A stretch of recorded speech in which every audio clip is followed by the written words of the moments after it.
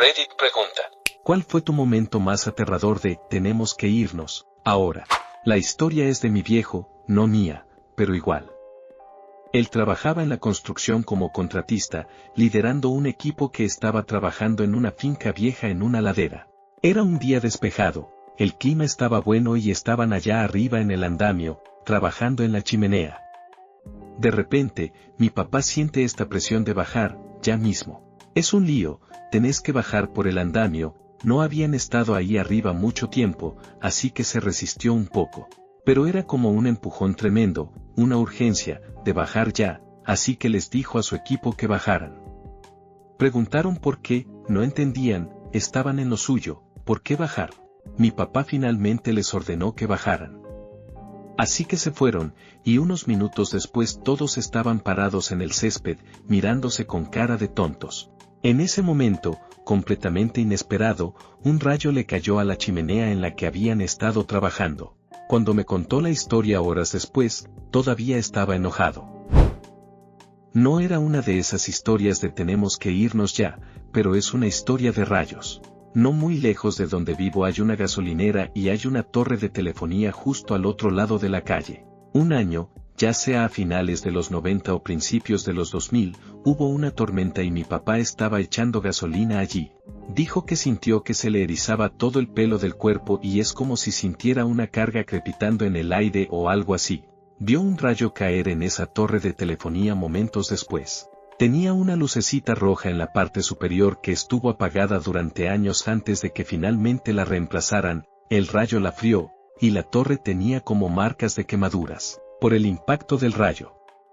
Así que ahora, cada vez que vemos esa torre de telefonía, siempre pensamos en esa historia que nos contó y la evidencia estaba ahí. Creo que las marcas de quemaduras podrían incluso ser visibles hoy en día, aunque se han desvanecido un poco con los años. Probablemente es lo más cerca que ha estado de un rayo, y fue como un susto considerando todo. Si esa torre de telefonía no estuviera allí, quién sabe qué podría haber golpeado en su lugar. Estábamos acampando. Era plena noche y yo estaba durmiendo. Tenía como 12 o 13 años. Mi hermano entra a mi tienda, me susurra que nos tenemos que ir mientras me levanta. No lo cuestiono y me voy. Manejamos un rato hasta que se para y hace una llamada. Le dice a la policía que un hombre andaba por nuestro campamento con una pistola, amenazando con hacernos daño.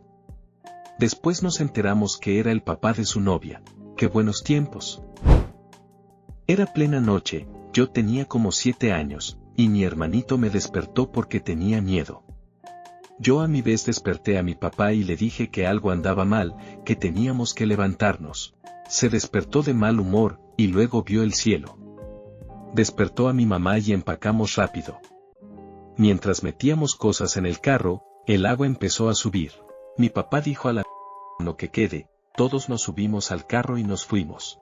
Resulta que el campamento en el que estábamos, en algún lugar de Nebraska, estaba en una zona inundable. Y una tormenta loca golpeó kilómetros al norte e inundó los ríos. Estaba en Barcelona con unos amigos, terminamos en un bar bien local y tomándonos unos tragos con el barman. Nos habló de otro bar y dijo que nos llevaría en taxi porque ya casi terminaba. Nos subimos a un taxi con él y empezó a conducir un buen rato, empezó a ponerse rural y le pregunté a qué distancia estamos. Se echó a reír y le dijo algo en español al taxista, que también se rió.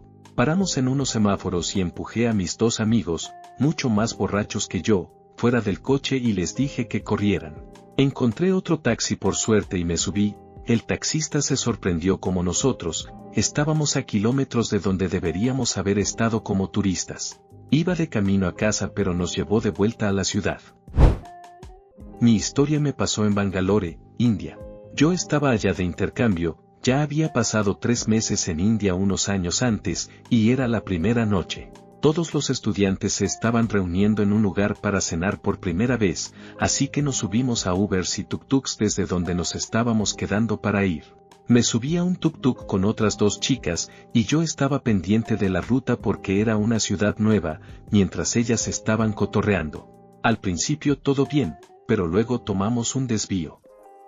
El mapa le decía al conductor cuándo dar la vuelta, y no lo hizo. le dio otra oportunidad, y tampoco se movió. Empecé a sentir ese miedo y les dije a las chicas que íbamos en la dirección equivocada, y ellas seguían insistiendo en que estaba bien, que él daría la vuelta cuando pudiera. El tráfico es una locura y todo eso. Empecé a hacerle gestos al tipo de que necesitábamos regresar, y él solo me hizo una seña con la mano. Ya estábamos en una carretera tipo autopista, Edith, recuerdo un puente grande, pero no estoy seguro si era una carretera enorme o algo tipo autopista, ahora en la dirección opuesta hacia una parte de la ciudad a la que los turistas no deberían ir. Los negocios aquí ya estaban cerrados o cerrando por la noche, había menos luces, y cada vez era más descuidado. Finalmente, empecé a gritar que iba a saltar porque prefería que me atropellara otro coche que ir al segundo lugar. Ya era obvio que nos estaba llevando a otro lado. Empecé a hacer movimientos para saltar, y las otras dos chicas empezaron a gritar. Sorprendentemente, el conductor redujo la velocidad y nos dejó en medio de la carretera antes de acelerar. Supongo que me atropellara un coche y hubiera testigos habría sido mucho peor para él, pero no sé.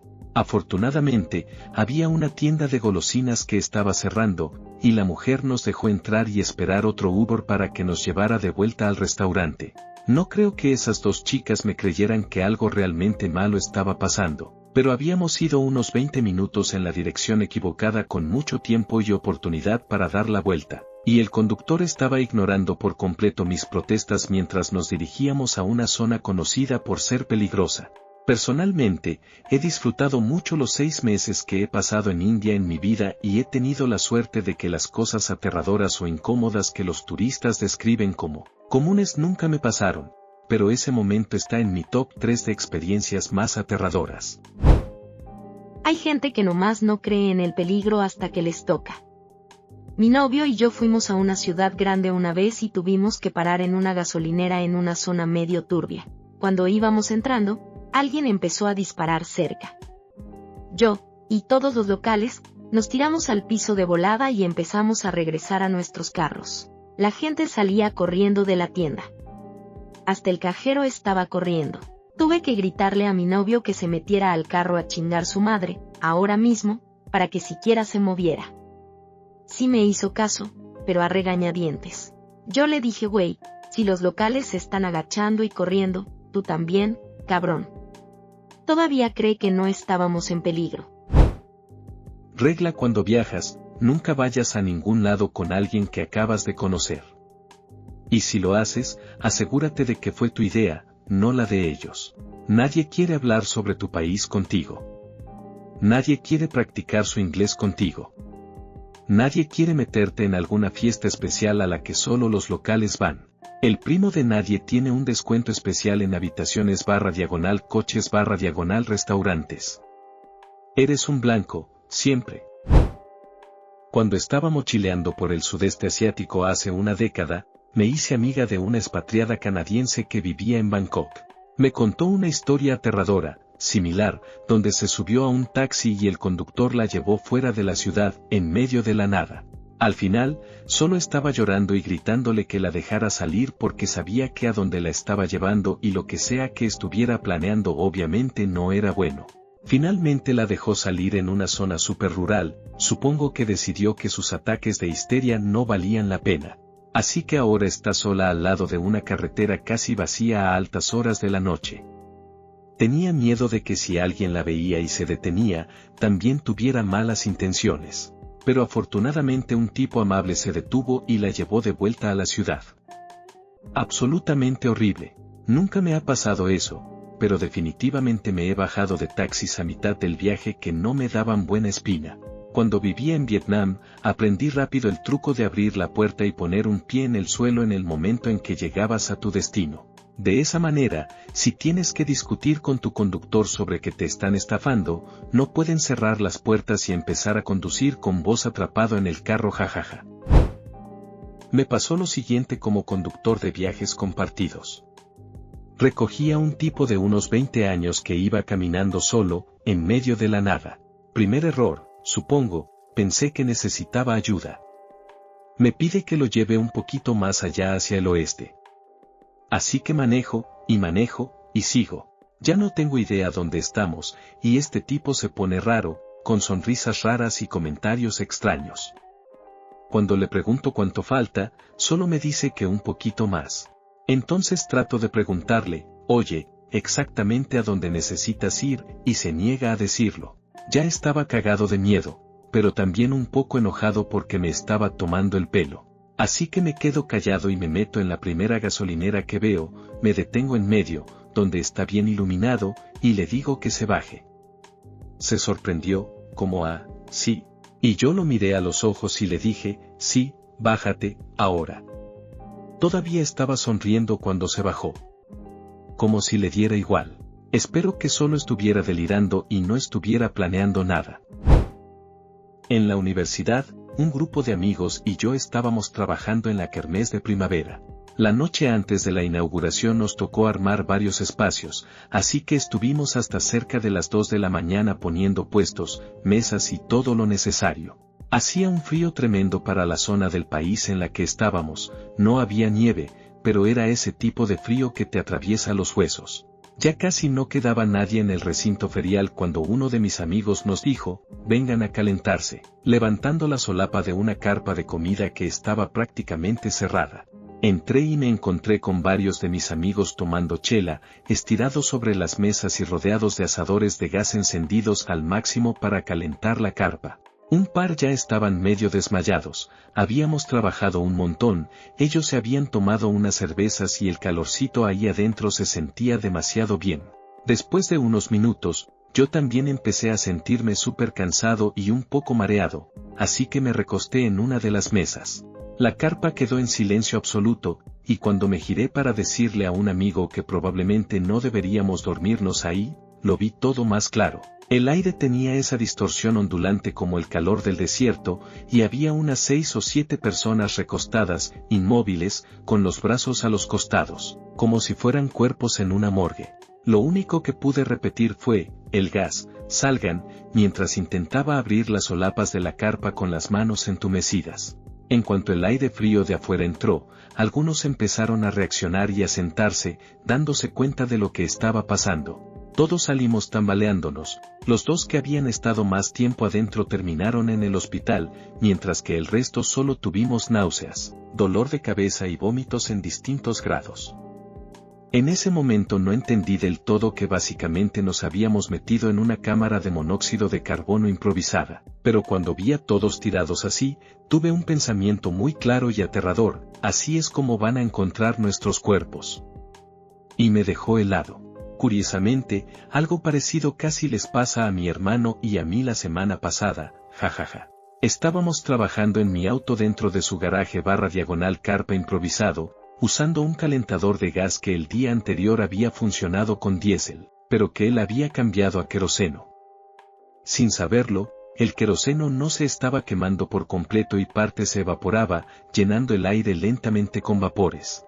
Fue tan gradual que no lo notamos hasta que mi hermano comentó que le ardían los ojos y se preguntó si el calentador estaría funcionando bien.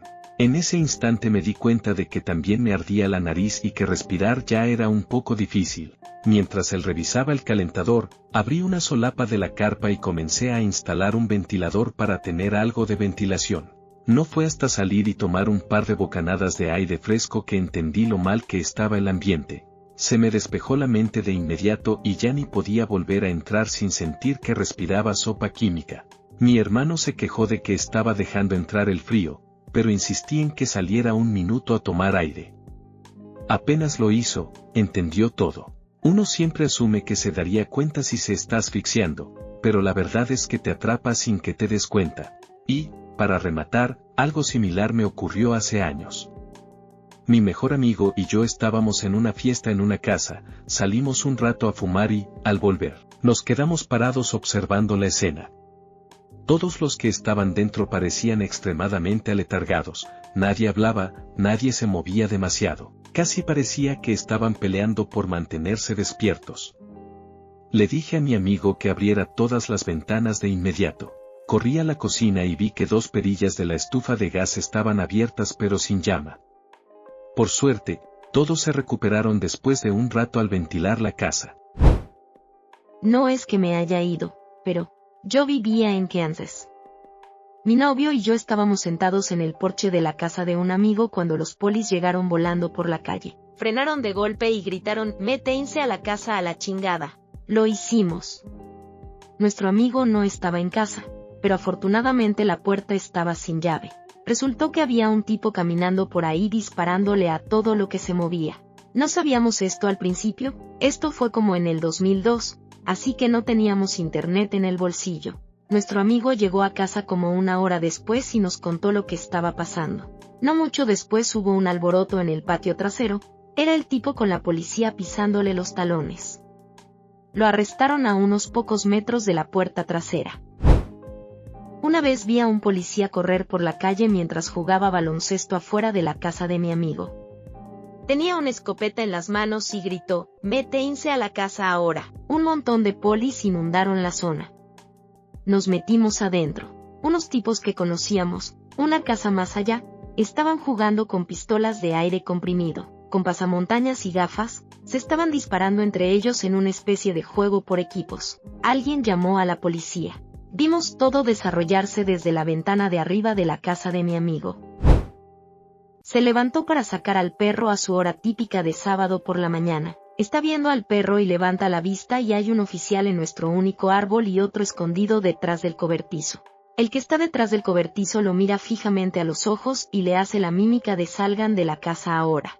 Así que mi papá entra, nos levanta a todos y dice: "Ni siquiera se vistan, solo agarren sus zapatos y súbanse al carro, vamos a visitar a su tío".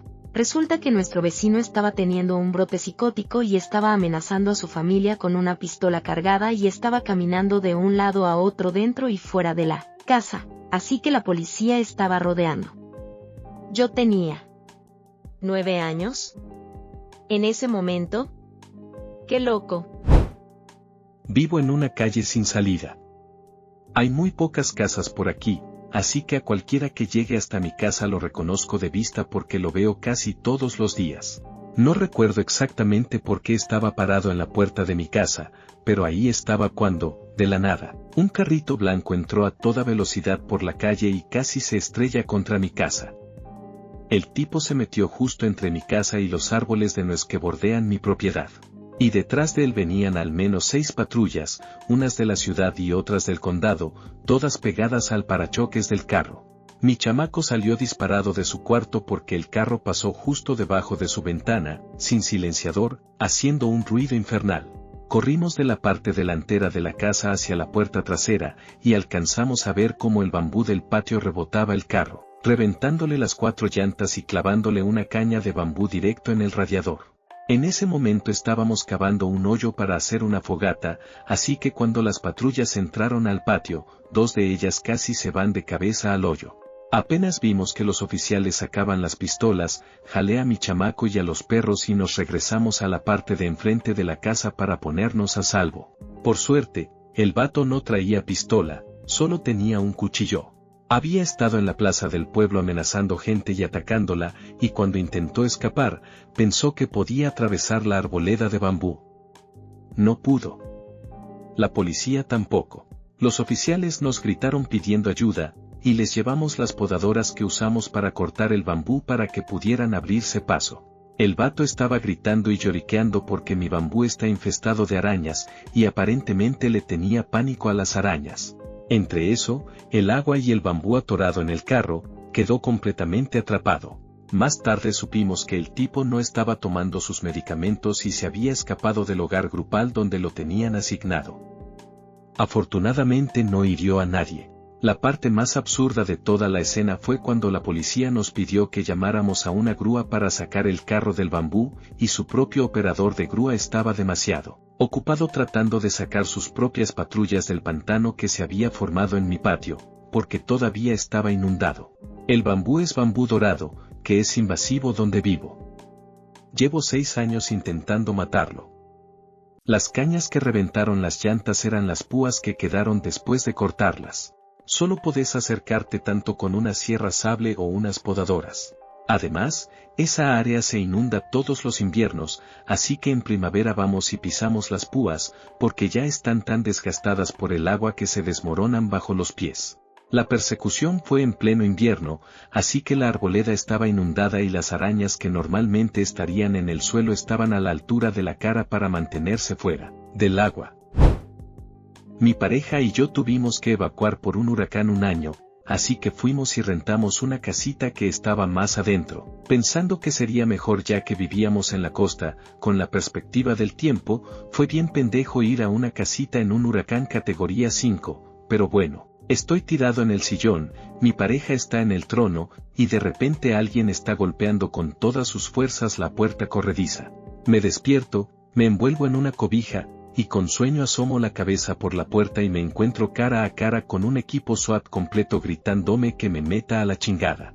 Resulta que había alguien que le disparó a una persona en la casita de al lado y estaban tratando de escapar a otros trailers calavera. Yo, siendo metiche, terminé espiando por las persianas unos minutos después y me crucé miradas con el tipo que me gritó y me hizo una señal de vete con mucha seriedad. Estaba acampando en un parque nacional con 2 amigos, éramos 3 en una tienda de campaña. Uno de esos lugares a los que llegas en coche y tiene una mesa de picnic y un fogón, así que no es acampada en el bosque profundo. En medio de la noche tengo que hacer pis, salgo a un lugar cercano y hago mis necesidades sin problemas. Caminando de vuelta me detengo a mirar las estrellas y enciendo un cigarrillo. Llevo ahí quizás 1 minuto o 2 cuando de repente tuve una ola de lo que solo puedo describir como instinto primario. Mi adrenalina agudizó todo mientras escuchaba. Nada había cambiado, no había sonidos alrededor, pero simplemente sabía que algo estaba allí y me estaba observando. Apagué mi cigarrillo con calma y volví a la tienda de campaña sin movimientos bruscos. Entré en la tienda y esperé, escuchando. No había nada, así que supuse que me había asustado a mí mismo. Volví a dormir sin problemas. Por la mañana encontramos nuestro campamento totalmente destrozado.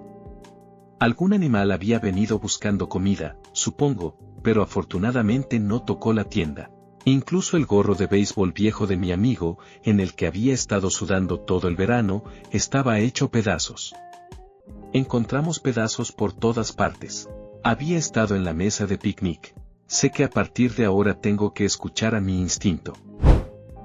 Cuando era chiquito, teníamos un campamento en las montañas Great Smoky que frecuentábamos seguido con nuestra labradora negra, Mali.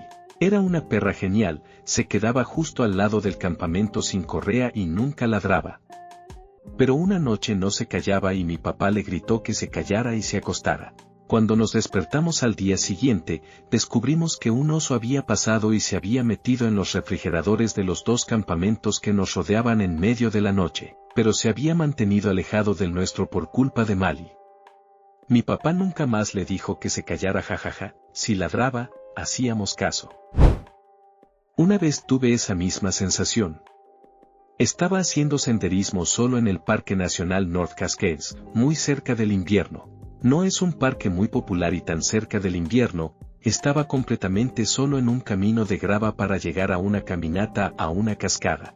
Me sentí genial durante la caminata, pero tuve una pausa al acercarme a la cascada. Era jodidamente ruidosa, y estaría mirando hacia ella al borde de un acantilado para contemplarla, así que no podría ver si algo se acercaba.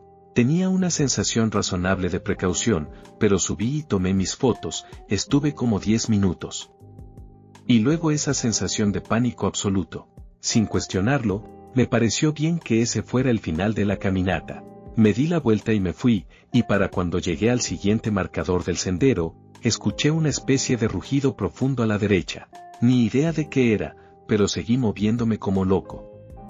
Ya tenía piedras en los bolsillos en caso de un encuentro con un puma, y solo estaba agarrando las piedras todo el camino de vuelta al coche, esperando escuchar algo moverse detrás de mí. Un par se detuvieron allí cuando me iba, y les di una advertencia. Sin relación, pero me detuve a tomar una foto de lo que pensé que era un vehículo abandonado en el camino de salida, sin ventanas, totalmente cubierto de grafitis y musgo creciendo en los asientos. Sí, pertenecía a un tipo que salió del bosque y me gritó, pensando que estaba tratando de robarlo, y yo grité como un loco. Lo asusté a él hasta la muerte y terminamos riéndonos y charlando un rato. Buen tipo, muy orgulloso de su jardín de... Jaja. Los grafitis en el coche eran en su mayoría donde colocó su hoja más grande de la temporada y la pintó con aerosol para dejar una impresión. Supongo que en este caso, ¿el tipo realmente era mejor que el oso? Muchos animales van a buscar sal específicamente porque es un recurso limitado en muchos lugares, eso no es sorpresa, pero en realidad es una de las cosas más probables que van a buscar después de la comida. Los zapatos y las correas de las mochilas también se mastican comúnmente por la misma razón. Estaba acampando solo en la alta montaña antes de que se derritiera la nieve, con la gente más cercana probablemente a más de 1 milla de distancia y a 1000 pies por debajo de mí. Me desperté en medio de la noche con cabritos de montaña corriendo alrededor de mi tienda y el resto de la manada observando. Se acercaban mientras preparaba el desayuno y mientras estaba orinando, uno de ellos se me acercó y estaba lamiendo la nieve donde oriné, mientras todavía estaba haciendo. Incluso los herbívoros que son la mitad de mi tamaño dan miedo de cerca cuando está solo. Los había mantenido a raya agitando mis bastones de senderismo, pero no los tenía a mano cuando estaba orinando. Más o menos como hace 1 año y medio, cuando las auroras boreales se hicieron bien visibles por primera vez. Mi novia de ese entonces y yo fuimos a la mitad de la nada porque era una zona de cielo oscuro. Así que probablemente estábamos a 3 horas del pueblo más cercano que tenía más de 2 casas y un gallinero. Mientras estamos sentados en la naturaleza, se escuchan los coyotes aullando entre ellos. Bueno, pasa el tiempo y empezamos a empacar cuando de repente ves 2 puntitos de luz brillando hacia ti, luego 2 más y otros 2, todos a tu alrededor. Nos rodeó un grupo de probablemente 50 coyotes, no hace falta decir que nos metimos en el coche rapidísimo en ese momento. Incendio Woolsey 2018. Evacué a nuestra familia a las 7:45 de la tarde en medio de un montón de humo y viento. La orden oficial de evacuación llegó a las 2 de la mañana, esa hora el fuego estaba por todos lados, no había luz y las carreteras estaban atascadísimas. En 2018, se suponía que mi mamá tenía que estar en Paradise para un estudio del sueño y una cita médica justo el mismo día del incendio de Camp Fire. Por suerte, el fuego comenzó temprano en la mañana, así que todavía no había llegado al hospital, que terminó quemándose por completo. Aún así, ella vivía en una zona marcada como posible evacuación y dudó mucho en salir. No sabía si debía empacar ya o esperar a que las autoridades dijeran algo. Mientras todo eso estaba pasando, yo estaba en Jaipur, a punto de abordar un vuelo transpolar hacia Vancouver, Canadá. Era un vuelo larguísimo, de unas 14 horas, y el incendio estaba arrasando Paradise justo cuando mi avión despegaba. La sensación fue horrible, sabía que durante todo ese tiempo iba a estar completamente desconectado, sin noticias, sin internet, sin señal, nada. Era como subirme a un avión en medio de una pesadilla sin saber si cuando bajara iba a tener mamá o no. Estaba tan angustiado que terminé contándole la situación a una azafata. Ella, muy amable, fue a hablar con el capitán después del despegue. Un rato más tarde volvió y me pidió que escribiera un mensaje, porque el capitán intentaría comunicarse con tierra antes de que cruzáramos el Polo Norte, donde por alguna razón la comunicación sería más difícil. Escribí el mensaje con las manos temblando. Unas horas después, la azafata regresó conmigo. Traía una pequeña tira de papel con un mensaje. Mi mamá había evacuado a tiempo, y mi hermana había ido a recogerla con sus cosas. Creo que todavía tengo guardado ese papelito en algún cajón. Fue como respirar de nuevo. Incendio Woolsey, 2018. Esa misma temporada de incendios, evacué a mi familia a las 7:45 de la tarde entre humo, viento y un ambiente que se sentía apocalíptico. La orden oficial de evacuación no llegó hasta las 2 de la mañana, pero para esa hora ya daba igual, el fuego estaba por todos lados, no había electricidad y las carreteras estaban completamente atascadas. Si hubiéramos esperado la orden oficial, no sé si habríamos salido. Y por si te daba curiosidad lo del Polo Norte que mencionaste, básicamente se reduce a la colocación de los satélites de comunicación y, literalmente, la forma de la Tierra. Probalo con algo simple. Agarrá una pelota o cualquier objeto redondo y sostené un bolígrafo de forma que quede apuntando al ecuador. Si intentas inclinarlo para que el extremo señale directamente hacia el Polo Norte, vas a notar que, geométricamente, no podés mantener la misma orientación. El bolígrafo representa el enlace de transmisión / recepción, el cuerpo es la señal. A mayor latitud, más interferencias, más refracción atmosférica y, eventualmente, los satélites geoestacionarios dejan de ser visibles porque caen por debajo del horizonte desde tu perspectiva. Por eso algunos satélites usan órbitas muy elípticas, diseñadas para pasar más tiempo en latitudes altas antes de volver a descender. Las órbitas Tundra y Monilla son ejemplos clásicos si te interesa buscar más sobre eso. Esto que cuento es un recuerdo medio vago y simplificado, probablemente con algunos errores, pero igual me parece un dato fascinante. En la secundaria estábamos comiendo en un Burger King. Una amiga no paraba de decir que hacía muchísimo calor ahí adentro y que deberíamos irnos ya. Nadie más sentía nada raro, pero ella insistió tanto que al final nos levantamos y salimos. Ni 20 segundos habían pasado cuando un carro se estrelló exactamente contra la parte del restaurante donde nosotros estábamos sentados. A veces el instinto de alguien sabe cosas que uno no. No te subas a las montañas rusas. No te pongas a tomar sol. No vayas a viajes escolares al extranjero. No te hagas cirugía láser en los ojos. No levantes pesas en gimnasios que tienen espadas colgadas en la pared. Una vez me pasó algo así de extraño. Cuando mi hermana estaba en su último año y yo en segundo de prepa, ella era quien nos llevaba a la escuela. Había 2 rutas posibles, pero casi siempre tomábamos el atajo. Ese día íbamos justo llegando al punto donde el camino se dividía, ya colocados en el carril para tomar el atajo. Pero de repente me entró un mal presentimiento, de esos que te ponen incómodo sin razón aparente.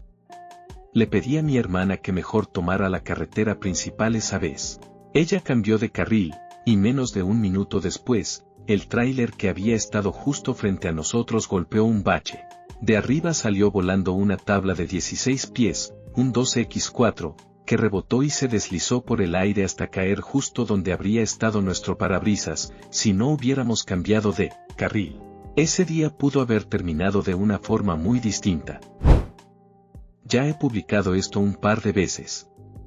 Mi familia estaba cruzando el Canal de la Mancha en un ferry, era 1979. Mi hermano, entonces con 11 años, y yo, entonces con 13 años, nos aburrimos de estar sentados en un salón grande con nuestros padres, así que anduvimos por ahí, mirando cosas. Este tipo se nos acercó y nos preguntó si éramos canadienses. Yo llevaba una camiseta del club de la embajada canadiense en Moscú. Dijimos que sí y él dijo que también lo era. Charlamos un poco sobre de dónde éramos. Parecía que tenía 20 y tantos años, todavía recuerdo su pelo largo hasta los hombros y su bigote de los 70. Nos dijo que tenía calcomanías en su coche, que estaba estacionado varios niveles abajo de nosotros. Nos invitó a ir a su coche a ver las calcomanías. Los dos dijimos que no. Seguimos charlando y él seguía intentando que fuéramos a ver su coche. Se estaba poniendo muy raro, así que agarré a mi hermano y dije que íbamos a ir a tomar el postre con nuestros padres o alguna excusa tonta. Les contamos lo que pasó y nos quedamos con nuestros padres el resto de la noche. No podía entender por qué estaba tratando de llevarnos a su coche. Ya tenía buen busto a los 13 años, pero ¿por qué invitar a mi hermano si quería a mí? Éramos un poco jóvenes para intentar vender sustancias. 1991, Primera Guerra del Golfo, yo tenía 9 años. La primera noche que empezaron los bombardeos mi hermano mayor me despertó diciéndome que agarrara mis lentes y corriera al sótano. Aferrarme a esos lentes se convirtió en lo más importante que tenía que hacer y desde entonces. No es que sea algo de miedo, pero el verano pasado, mi familia y yo estábamos en la feria y un tipo se la pasaba chocando con mi abuela. Mi abuela tenía 79 años en ese momento, para que conste. Estábamos paseando por la feria y en 3 ocasiones diferentes durante el día / noche, este tipo casualmente se encontraba donde estábamos nosotros. A la tercera vez, dijimos vámonos porque este tipo claramente nos estaba acosando o, más específicamente, a mi abuela. ¿Por qué? No tengo ni idea, pero no íbamos a quedarnos a averiguar tampoco. Estaba en un pub en Londres con mi amigo debatiendo si pedir una cerveza más antes de volver a mi casa. Él realmente quería pedir una media pinta, pero yo tenía esta sensación increíblemente fuerte de que tenía que irme en ese mismo instante. Era como una inundación tangible de pura ansiedad hasta el punto de que pensé que esto es realmente jodidamente raro. Simplemente le dije a mi amigo, no, estoy bien, vámonos. Tomamos el autobús justo afuera del pub y volvimos sin problemas. 2 días después me manda un mensaje, joder, mira este artículo. En esa misma parada de autobús, 30 minutos después, un hombre sin hogar atacó aleatoriamente a una mujer que esperaba el autobús y la apuñaló repetidamente hasta la muerte. Si hubiéramos pedido esa media pinta, es casi seguro que habríamos estado justo ahí donde estaba esa señora en ese momento. ¿Podríamos haberlo evitado si hubiéramos estado allí? ¿Uno de nosotros habría muerto en su lugar? ¿Era por eso que tenía esa sensación rara? No puedo explicarlo, pero me da escalofríos. Mi esposa estaba a un mes de la fecha prevista para nuestro primer hijo. Algo no le parecía bien, y quería ir a que la revisaran. Inmediatamente la llevé al hospital. El ritmo cardíaco del bebé bajó mucho de repente y le hicieron una cesárea de emergencia. Salió con Apgar 1, 0 es muerte, se veía agotado y no levantaba los brazos, y estuvo en la UCI 8 días, muchos de ellos bajo una campana de oxígeno. Justo después de que naciera, el anestesista nos dijo que podría tener alguna discapacidad. Nunca he estado tan asustado en mi vida, preocupado de que lo perdiéramos. Muchos años después, ahora está en la universidad y, afortunadamente, está perfectamente sano. Mi esposa estuvo en una habitación recuperándose durante varios días y no pudo ver a mi hijo en la UCI. Todos los días visitaba a mi hijo en la UCI y luego iba a visitar a mi esposa. Al tercer día, le llevé una foto enmarcada de él de su primera hora en este mundo, para que pudiera verlo desde su cama de hospital. Se echó a llorar. Al cuarto día, ya no estaba con la campana de oxígeno y pude cargarlo por primera vez. Llevé a mi esposa a la UCI en una silla de ruedas más tarde ese día y lo vio en persona por primera vez desde su nacimiento. Cuando la enfermera dijo ¿quieres cargarlo?, ella rompió a llorar de nuevo, sollozando lágrimas de alegría. Fue un momento muy emotivo.